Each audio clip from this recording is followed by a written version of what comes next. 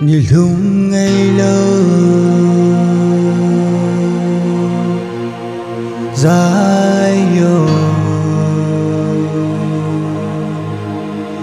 Hopi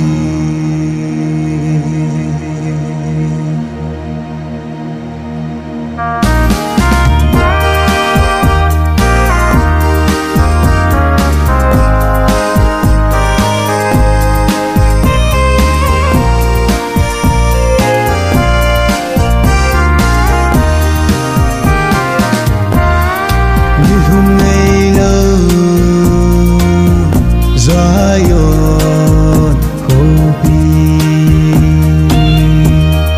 Ngayon kama kakasuni timin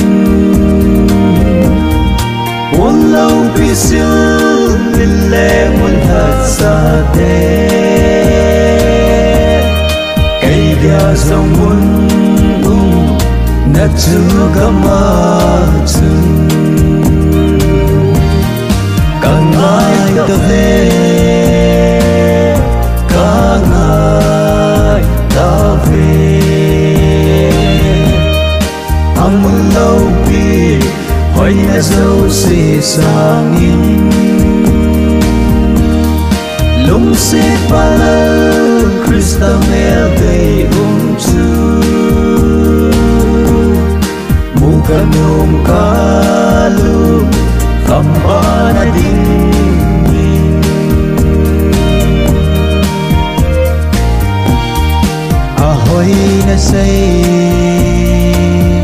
dấu lâu găm chu Phía sân hôm tai ra lên na găm Kala gau chu cầm nôm chu hồ lim lăng Lấy xe găm huy chu kịp bê đinh hi Càng ai ta về càng ai ta về Amun lau pi Hoy na dâu si sangin Lung si pala Krista mel day chu Muka nung kalu Kamba na dingin Oh, ni sungai lo sayang ko piyasun Kana hisonong taponte Zan mo pinong taponte Inagfil pagkayin ay tehimpi so tawinte Hunday hadam telen naman Hunday hadam telen namun Yung telaw ka Tipdang melandang hu Ngay siltingin sa gawin ngay puyin